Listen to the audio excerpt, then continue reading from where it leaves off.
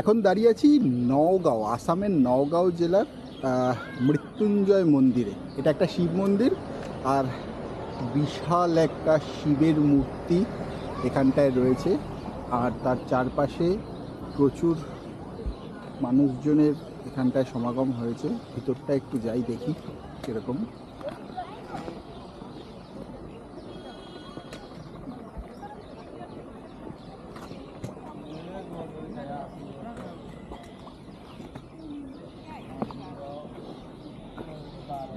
সুন্দরভাবে ডেকোরেট করা, কিন্তু চারপাশটা বেশ মনোরম।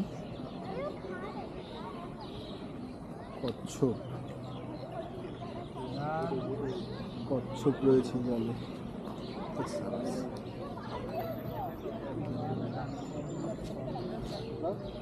এই হচ্ছে মন্দির। সামনে প্রথমে মন্দিরের ভিতরটা যাই, গিয়ে দেখি কিরকম, তারপর বাইরে দিয়ে চারপাশটা ঘোরা যাবে।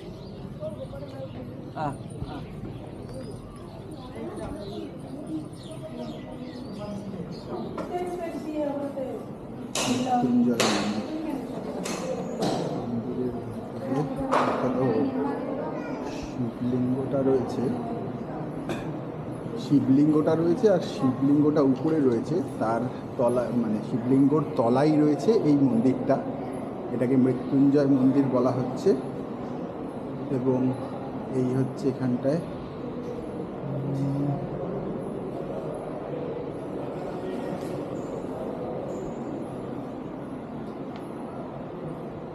মন্দিরের ভিতরটা হচ্ছে এরকম। এখানটায় দেখছি সকলে এসে পুজো দিচ্ছে এবং জাগ্রত মন্দির বলা হচ্ছে। তবে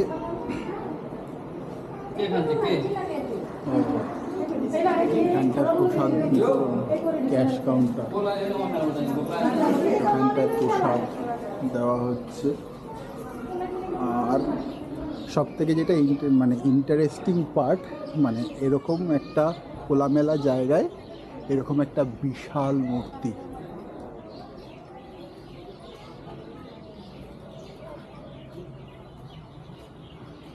শিবলিঙ্গ।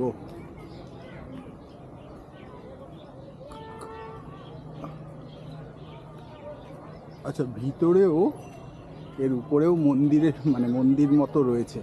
দুটো পার্টে মন্দির বোঝা যাচ্ছে, যেটা বুঝতে পারছি। নিচে ওখান দিয়ে একটা, এবং সিঁড়ি দিয়ে উপরে উঠে এসে এখানটা একটা, আর উপরে একটা, উপরে যে লিঙ্গটা রয়েছে বিশাল বড় লিঙ্গ। আর এখানটায় হচ্ছে আরেকটা মন্দির। এই মন্দির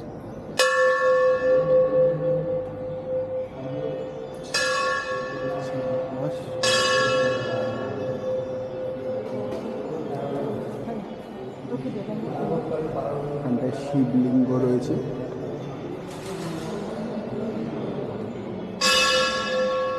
এখানটায় একটা শিবলিঙ্গ। ও আচ্ছা আচ্ছা আচ্ছা।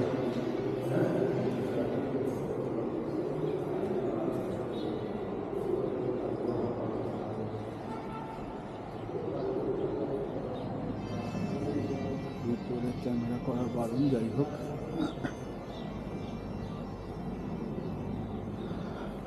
আর এই হচ্ছে মন্দিরের লিঙ্গ, শিবলিঙ্গ। চারপাশটাও কিন্তু বেশ পুরো ফাঁকা, নিরিবিলি চারপাশটা। আর তার সঙ্গে এই মন্দির। এখানটা প্রচুর মানুষ আসছে। বলছে যে এটা আসামের একটা খুব জাগ্রত মন্দির। আমরা এখন যাচ্ছি অরুণাচল প্রদেশ, কিন্তু তার আগে পথেই পড়েছে এই মন্দিরটা। এবং সেখানটায়